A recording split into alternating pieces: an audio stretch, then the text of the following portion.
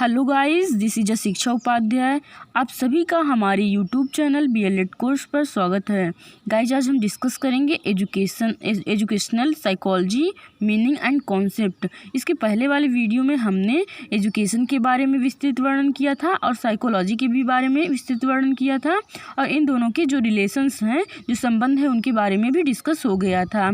अब आज हम कंटिन्यू करेंगे एजुकेशनल साइकोलॉजी की अर्थ और इसका जो अवधारणा है, कॉन्सेप्ट यानी कि अवधारणा। तो इसमें सबसे पहले हम फिर से संक्षिप्त रूप में देख लेते हैं शिक्षा का क्या अर्थ होता है।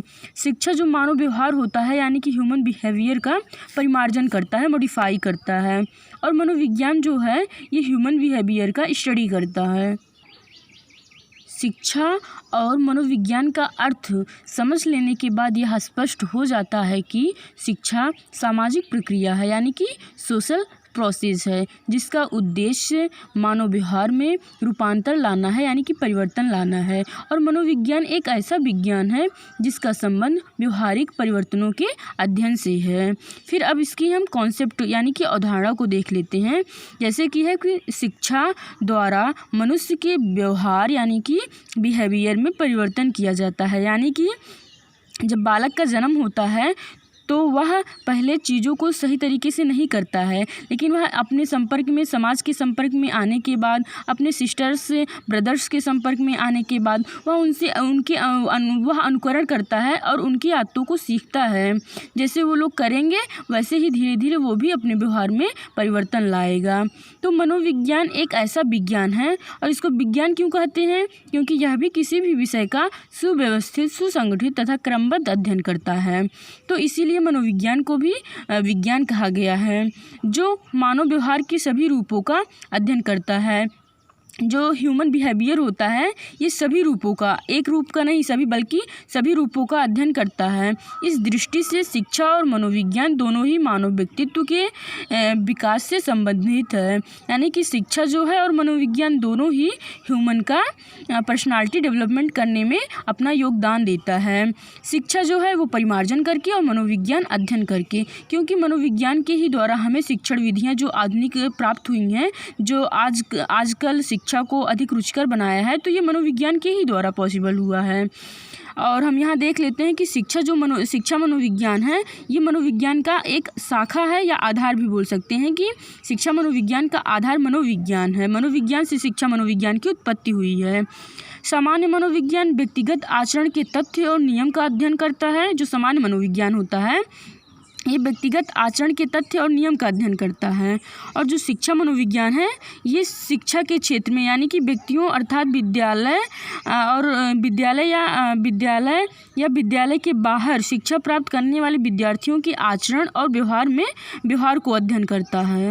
फिर है शिक्षा मनोविज्ञान अपने विषय के अध्ययन के लिए सामान्य मनोविज्ञान की पद्धति का प्रयोग करता है। यानी कि जो शिक्षा मनोविज्ञान है ये मनोविज्ञान का ही जो पद्धति है उसका यूज़ करता है। यह बालक की प्रवृत्तियों, स्वभाव तथा उनके व्यवहार का शैक्षिक परिस्थितियों में अध्ययन करता है। जैसे मनोविज्ञान है वो किसी भी परिस्थिति में वो बालक के व्यवहार का अध्ययन करता है, लेकिन शिक्षा मनोविज्ञान शैक्षिक परिस्थितियों में ही मानव के व्यवहार का अध्ययन करता है तथा शिक्षा संबंधी समस्याओं का विवेचन, विश्लेषण, समाधान प्रस्तुत करता है। स्किनर के अकॉर्डिंग है कि शिक्षा मनोविज्ञान उन खोजों को शैक्षिक परिस्थितियों में प्रयोग करता है जो कि विशेष तथा मानव प्राणियों के अनुभव और व्यवहार से संबंधित है। शिक्षा मनोविज्ञान उन प्रक्रियाओं का अध्ययन करता है जो मानव व्यवहार को प्रभावित करती है। मनोविज्ञान में केवल सिद्धांतों का प्रतिपादन ही नहीं किया जाता, बल्कि यह भी बताने का प्रयत्न किया जाता है कि मनोवैज्ञानिक सिद्धांतों का उपयोग करके किस प्रकार जीवन को स्वस्थ एवं समृद्धशाली बनाया जा सकता है। मनोवैज्ञानिक सिद्धांतों का प्रयोग व्यवहारिक जीवन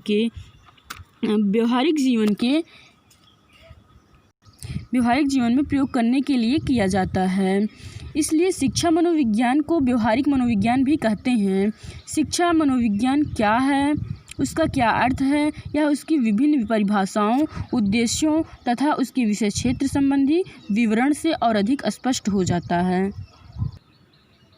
अब इसके बाद हम शिक्षा मनोविज्ञान की परिभाषा देख लेते हैं कि विभिन्न शिक्षा शास्त्री या मनोवैज्ञानिक जो लोग हैं वो उनके अनुसार इसकी परिभाषा क्या दिया गया है, कि उनका जो मत है वो क्या है, उनकी परिभाषा से हमें पता चल जाता है। तो स्किनर के अकॉर्डिंग है, शिक्षा मनोविज्ञान मानवीय व्यवहार का शैक्षिक परिस्थितियों में अध्ययन करता है। जैसे कि मनोविज्ञान है वो किसी भी परिस्थिति में अध्ययन करता है, लेकिन स्किनर के अनुसार कहा गया है कि जो शिक्षा मनोविज्ञान है वो केवल शैक्षिक परिस्थितियों में ही अध्ययन करता है। Educational psychology deals with the behaviour of human beings in educational situation. Educational situation में स्टडी करता है ह्यूमन बिहेवियर का। तो ये किसके अनुसार है, ये स्किनर के अनुसार है। इसको याद रख सकते हैं, इसकी ये सा से शुरुआत हुई है और शैक्षिक परिस्थितियों में भी सा से शुरुआत हुआ है। तो हम थोड़ा याद करने का हमारा ये तरीका है।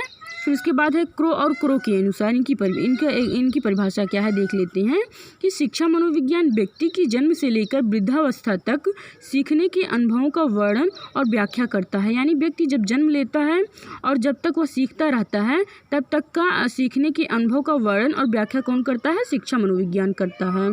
कॉलसनिक के अनुसार है शिक्षा मनोविज्ञान मनोविज्ञान के सिद्धांत और खोजों का शिक्षा में प्रयोग है। यानी जो शिक्षा मनोविज्ञान है उसके सिद्धांत और खोज का शिक्षा में प्रयोग है। ये कॉलसनिक के अनुसार था। अब स्टीफन के अकॉर्डिंग है कि शिक्षा मनोविज्ञान शैक्षणिक विकास का क्रमिक अध्ययन है।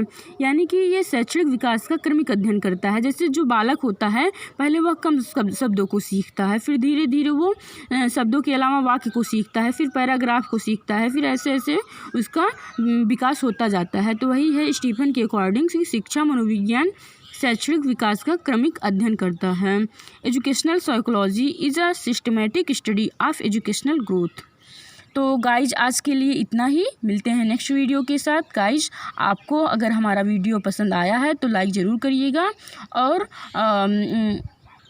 और आप सभी हमारे यूट्यूब चैनल BLED कोर्स को सब्सक्राइब करिए और बाकी विद्यार्थियों तक पहुंचाइए ताकि वो लोग भी इससे लाभप्रद हो सके और वो लोग भी हमारे चैनल को सब्सक्राइब कर सकें। तो उनके साथ भी शेयर करिए।